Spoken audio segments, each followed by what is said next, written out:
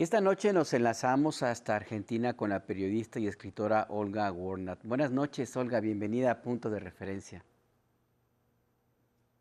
Hola, ¿cómo están? Buenas noches. Buenas Estoy en noches. México. Bueno, está más cerca, Más cerca Olga, todavía. pero la conversación que queremos tener esta noche se refiere justamente a el Papa Francisco, el Papa latinoamericano de Argentina, un Papa que no regresó a su tierra por razones que están todavía por saber, por conocerse. ¿Qué es lo que sucede? ¿Qué evaluación tenemos? ¿Cómo leer todo lo que sucede en estas horas después de la muerte de Bueno, es Francisco? muy complicado, es muy complejo, hay tanta información. Realmente yo no esperaba que despertarme hoy a la mañana con la noticia de su muerte, lo que me provocó una enorme, pero una enorme tristeza que no sé qué hacer con mi tristeza, porque yo lo conocí cuando él era cardenal de Buenos Aires, arzobispo de Buenos Aires. Yo escribí un libro sobre la Iglesia Argentina que se llama el libro Nuestra Santa Madre, Historia Pública y Privada de la Iglesia Católica Argentina, y el último capítulo justamente es una biografía de Francisco. En aquel entonces, el cardenal Jorge Mario Bergoglio, con quien yo tuve una larga plática, una larguísima plática, varias en realidad, para, para, para confirmar toda la investigación que yo había realizado. Y al poco tiempo, no pasó mucho tiempo de que el libro saliera, él fue electo papa, ¿no? Yo considero que en aquel entonces, según toda mi investigación, Jorge Mario Bergoglio quería ser papa. Era el hombre que quería ser papa, siempre quiso ser papa para transformar la iglesia. No estaba conforme con la iglesia como estaba, era una iglesia muy conservadora que en los años de la dictadura fue cómplice de la dictadura argentina.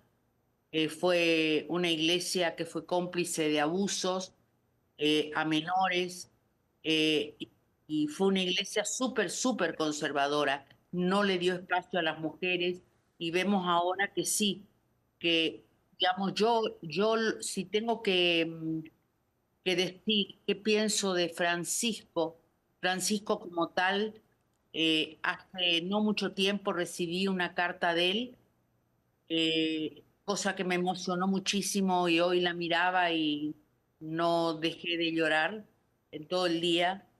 Él escribe de manera manuscrita, y realmente yo creí que el libro aquel le había molestado por todas las cosas tan fuertes que yo había escrito, y sin embargo me dijo que no, que a él no le había molestado para nada, que de ninguna manera le había molestado. Fue muy cariñoso, muy afectuoso, muy sensible. Y si yo tengo que dar una definición de Francisco, es que fue un excelente papa, un papa revolucionario, un papa guerrero, un papa valiente que fue capaz de decir las cosas de frente. Él odiaba el cinismo y la hipocresía, lo detestaba. Entonces siempre fue muy frontal, tal como fue en Argentina, fue en el Vaticano y transformó el Vaticano. Yo estoy segura que quien lo reemplace a él, por cómo él ha actuado en estos últimos años, porque él sabía que en algún momento iba a llegar su final, porque lo sabía. Entonces se ocupó de colocar en cada uno de los países del mundo, sobre todo en América Latina, a los cardenales que iban a participar del cónclave, que es ahora, que tienen que tener menos de 80 años. Tiene en estos momentos el cónclave tiene el 79% de cardenales elegidos por él. Así es. En ese sentido, él se sentía tranquilo, porque como buen jesuita, los jesuitas dicen que es la orden más brillante y más inteligente que hay de todas las órdenes religiosas. Como buen jesuita, previó que podía pasar esto, que su trabajo podía verse de alguna manera, si él moría, como pasó, se podía ver, no podía haber tenido continuidad. Se ocupó especialmente de colocar a mujeres en cargos importantes en la iglesia, cosa que yo lo hablé con él y le insistí mucho sobre las mujeres en cargos importantes en la iglesia. Y él me dijo que en eso estaba. Entonces yo estoy prácticamente, puedo equivocarme, pero estoy casi segura, porque hay una frase famosa en que se dice en el Vaticano que el que entra papa sale cardenal, ¿no? Es una frase muy conocida. El que entra papa sale cardenal. Cuando todos apuntan a alguien es lo peor que puede pasar. Pero yo creo que acá, con la cantidad de cardenales que él eligió personalmente para que se ocuparan muy parecidos, o sea, que realmente seguían la política de Francisco, la política suya, la política que él inició apenas fue electo papa, es el 79% de los que integran el cónclave. Por lo tanto, yo creo, mi opinión, es que va a ser un papa alineado en la política que llevó Francisco en todos estos años, que es una política, pero los marginados, los migrantes, el no a las guerras, Sí. Era profundamente antibélico, era el papa de todos, era un papa que hablaba con todos, tolerante, hablaba de la paz, detestaba las guerras y sobre todo detestaba la pompa, detestaba el lujo, detestaba la corrupción, detestaba a los políticos corruptos. Justamente. Renunció a su salario como papa, que era bastante importante, bastante, $32.000, y viví totalmente. Lo renunció y vivía humildemente en la casa de Santa Marta. En Buenos Aires era muy habitual verlo subir a un subterráneo, a un metro o a un autobús e irse a visitar los barrios populares más pobres para hablar con la gente. No era un papa de escritorio, no era un papa de estar encerrado.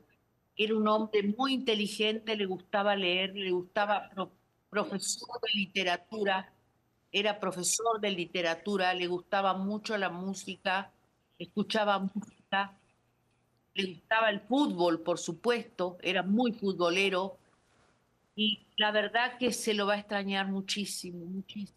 Olga. Yo realmente estoy muy conmovida por su partida.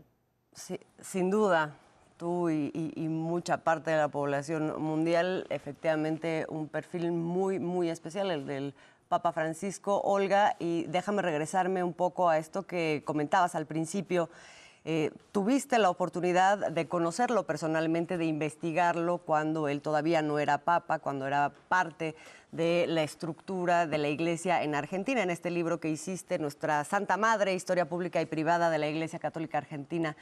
Quisiera detenerme un poquito en eso, Olga, porque efectivamente lo que tú logras reflejar del personaje que hoy conocemos a través del papado es una serie de claroscuros, de los que después sale esta carta que también nos describes, ¿Cómo leer? Tenemos 2 minutos antes del corte, Olga, y a lo mejor te voy a tener que detener tantito para que vayamos y volvamos, pero me parece importante esto. ¿Cómo se puede leer al personaje desde el punto de vista de sus contextos? Finalmente, la parte de el Papa Francisco antes en Argentina, en un contexto de episodios muy duros dentro de Argentina, como es la dictadura, y después en el papado.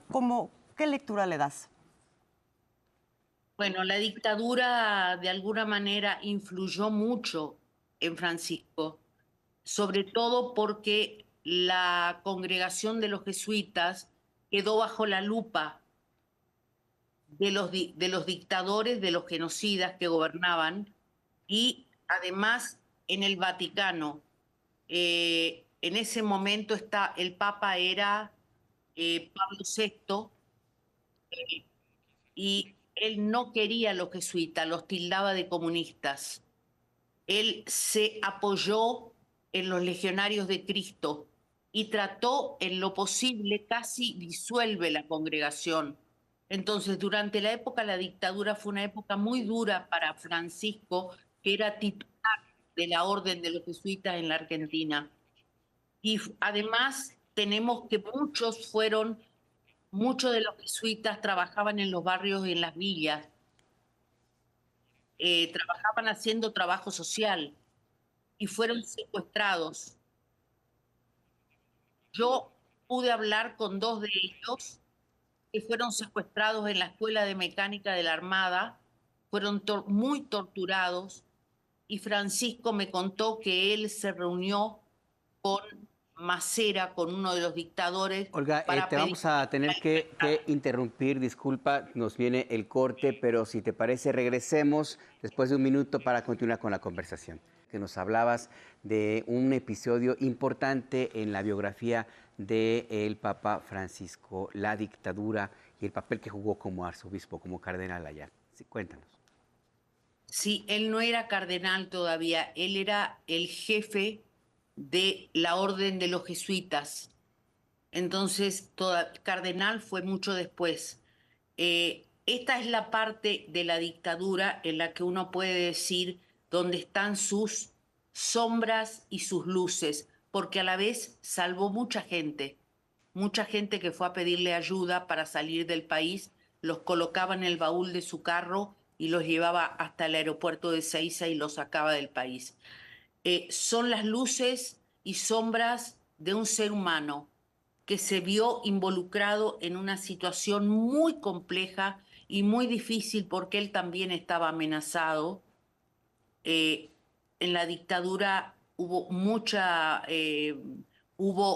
sus jefes, arzobispos y cardenales fueron cómplices de la dictadura y eran los que de alguna manera lo presionaban a él. Fue un momento muy difícil para Francisco, tanto que en un momento él tuvo una depresión muy profunda después de lo que pasó. Los 2 jesuitas que fueron secuestrados se llamaban Orlando Llorio, que en paz descanse, y Jorge Yalix, de origen húngaro. Bergoglio me contó en aquel entonces que él habló con ambos y que por lo que fuera que ellos creían que él había hecho mal y que no los defendió para que no los secuestraran y los torturaran, les pidió perdón a ambos e hicieron una misa juntos. Esto fue lo que me contaron ambos, murieron ya. Fui la única que pude entrevistar a los 2 jesuitas. Y después la justicia lo citó a Bergoglio a declarar ante la justicia lo que había pasado con los 2 jesuitas, y el Francisco fue a la justicia sin ningún problema, contó lo mismo que me contó a mí, entregó toda la documentación que tenía y fue declarado inocente. Esta es la parte que uno puede decir donde están sus luces y sus sombras, pero era una época muy oscura de la Argentina, muy oscura, muy tremenda, muy dura, muy dolorosa, muy sanguinaria, muy brutal. Fue una dictadura muy brutal. Sé que él salvó a mucha gente y a pesar de eso, nunca en realidad se lo condenó por esto. Nunca, al contrario, fue declarado inocente por la justicia argentina, pero de cualquier manera es un tema que a él le dolía especialmente. ¿Qué le dolía? Le dolía que dos jesuitas, de los cuales él era su jefe, desconfiaran de que él podía haberlos entregado a los militares. Y eso no fue así. Esto fue lo que yo de alguna manera aclaré con él, hablé con él, fue muy cariñoso, ahora pasado el tiempo, muy afectuoso en la carta que me envió, y realmente yo lo que quise decirle era que yo tenía que contar la verdad como periodista y contar esa época oscura de su vida con sus luces y sus sombras. Él es un ser humano, era un ser humano, era un ser humano y todos los seres humanos tenemos contradicciones. Pues importante conocer esos claroscuros, esas luces y sombras, querida Olga, de las cuales pues tú de primera mano tuviste conocimiento y por lo cual te agradecemos mucho también que puedas compartir con nosotros esto en este momento en donde estamos haciendo efectivamente un balance de un personaje que deja, por otro lado, un gran legado. Querida Olga Wornat, muchísimas gracias por esta conversación para Punto de Referencia. Gracias a ustedes y que tengan buenas noches. Muchas gracias. Buenas noches, Olga Wornat.